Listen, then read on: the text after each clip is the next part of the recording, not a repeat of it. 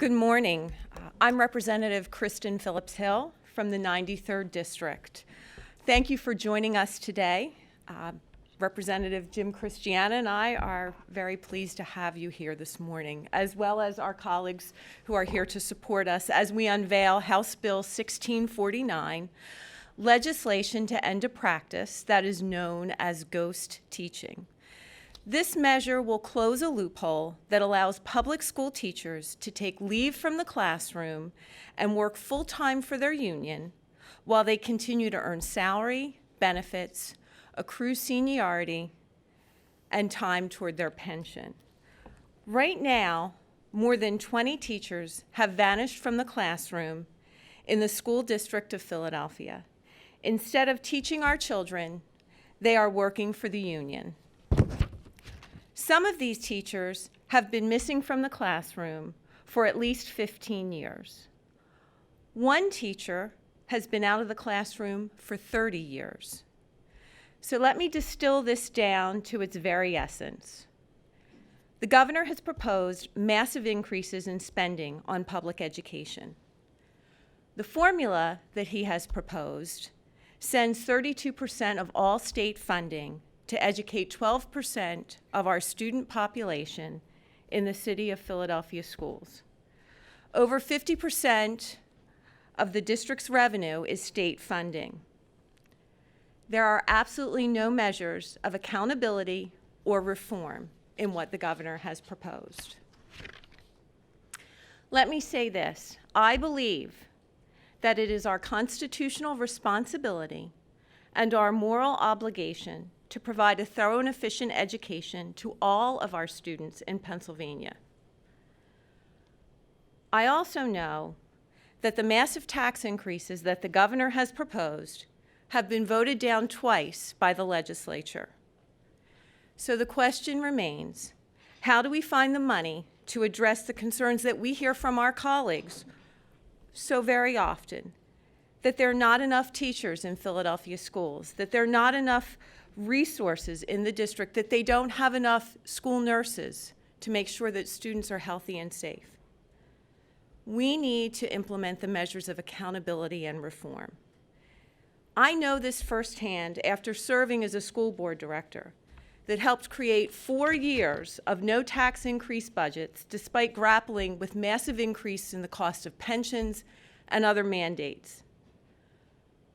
Before you ask people to dig deeper into their pocketbooks, you need to find every dollar that you can to put back into the classroom, and that is what this measure does. To put it simply, House Bill 1649 ensures that students have the necessary resources in their classroom, and taxpayers get what they are paying for, and that's teachers in the classroom. It's now my pleasure to introduce Representative Jim Christiana of Beaver County. Good morning. First, also like to thank my colleagues who took time out of their busy schedule to be here this morning, and thank Matt from the Commonwealth Foundation for being here as well. And I would also like to thank Representative Phillips-Hill for her leadership.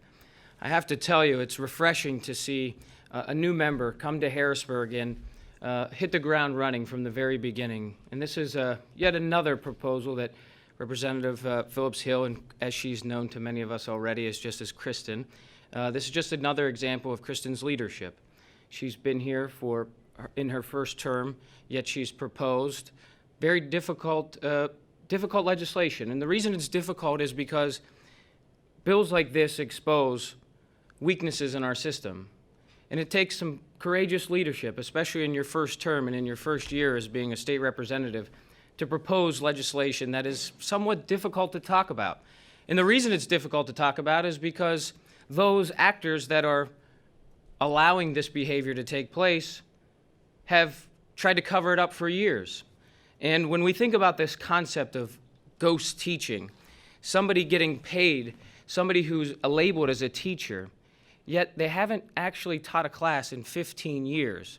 They're actually gaining seniority over their colleagues, yet they're not in a classroom.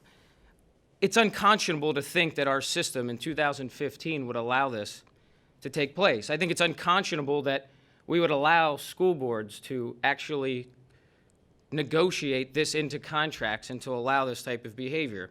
This is precisely what we're called to do. We're called here to Harrisburg to solve difficult problems.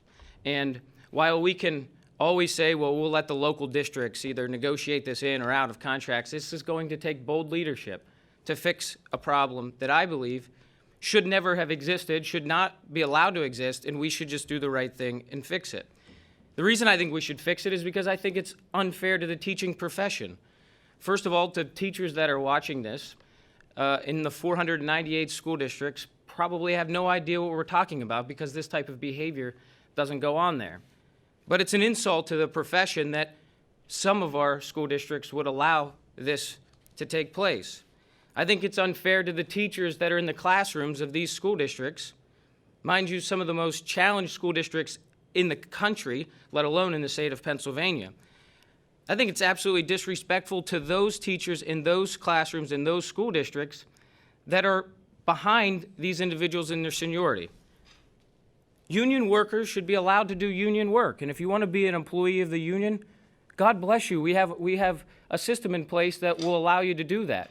But we're not going to allow yourself to be labeled a teacher, to not step foot in a classroom and do union work exclusively. It's absolutely, this type of behavior is absolutely disrespectful to teachers and to students. We are continuing to have a debate here in Harrisburg about how much we should spend.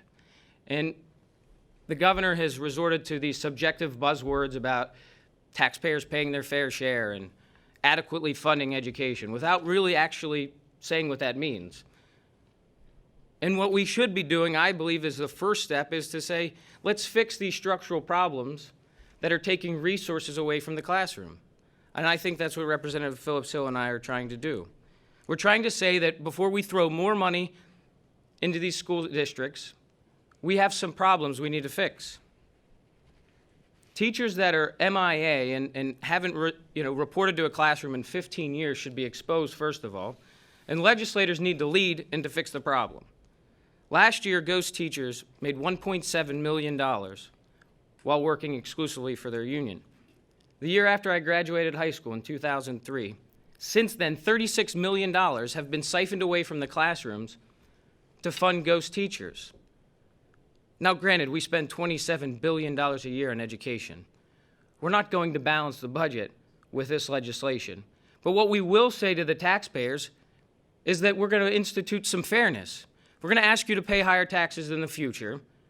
If the state's going to throw hundreds of millions of more dollars at education, we're going to at least fix some of the injustice that the system has in place. I don't believe that ghost teaching should ever be on the bargaining table. I don't believe that we should, for one day longer, allow these teachers to continue to label themselves as teachers, get paid as teachers, get compensated as teachers, when they haven't taught in a decade, or in some instances, 3 decades. So I want to thank Representative Phillips-Hill again for her leadership. This is a difficult conversation, and some are going to label this as attacking the industry, but let me be very clear. I want to thank the teachers in Pennsylvania who've showed up into the classroom every single day. Their life's work is to teach our kids and to inspire our kids.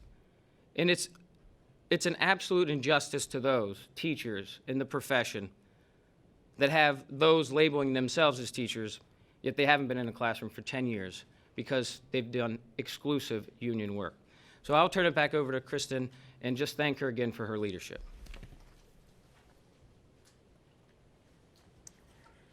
Thank you, Representative Christiana. I would now like to ask Mr. Matthew Brulette to come up. He is the president and CEO of the Commonwealth Foundation, and he is a former educator.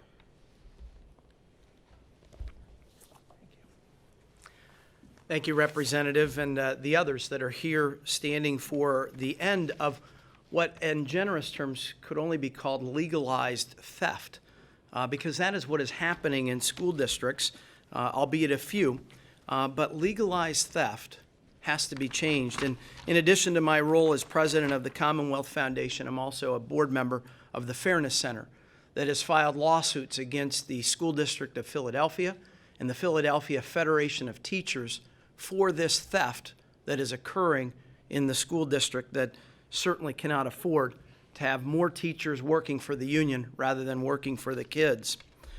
Now, when I was a teacher, which was my first career for 7 years, and I taught middle school American history, there was one basic expectation, and that was that I would show up for work. If I decided to play hooky for an entire school year, you better believe my principal would have taken action. I was hired to do a job, and I was expected to do it. My students were counting on me, my colleagues in the other classrooms were counting on me, and the school that hired me was counting on me to do my job. Now, imagine if I had abandoned my job and my students to work full-time for a union while staying on the school's payroll. I wouldn't have dreamed of taking advantage of the system like this. And I don't know of any dedicated teachers who would ever think of using their teaching job as a cover for union work either. Unfortunately, the Philadelphia Teachers Union and the Pittsburgh Teachers Union have no such qualms about this practice. While kids are expected to be in school every day, teachers in Philadelphia and Pittsburgh are taken from the classroom to do full-time union work, some for decades at a time. In fact, the president of the Philadelphia Federation of Teachers hasn't been in the classroom since I was a senior in high school, and I'm no spring chicken, to be sure. So imagine yourself as a good, hardworking teacher in Philadelphia or in Pittsburgh, spending time in the classroom for 15 years, and finding out that another teacher who hasn't been there for 20 years or decades has more seniority than you. How would you feel as a hardworking teacher? I'm sure you would feel a slap in the face. And the teachers that we have talked to are upset.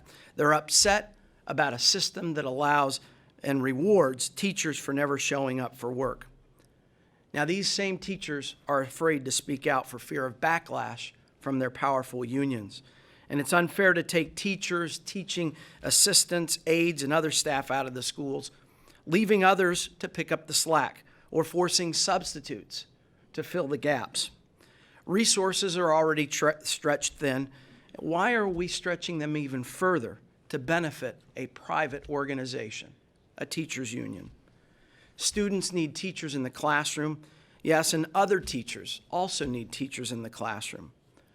Teaching is an incredible vocation, and day after day, I know many of our teachers are going above and beyond to serve their students.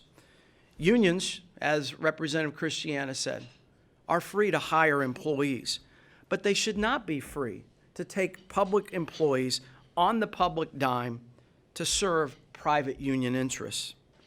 Teachers are hired by taxpayers to teach students, not to play union politics. So thank you, Representative Phillips-Hill and Christiana and the others that are supporting this legislation to end this legalized theft of taxpayer money and making sure that we reward teachers in the classroom, not employees doing union work. Thank you. Thank you very much, Mr. Brulette. Very happy to take any questions that you may have at this time. Good. Thank you very much. Have a great afternoon.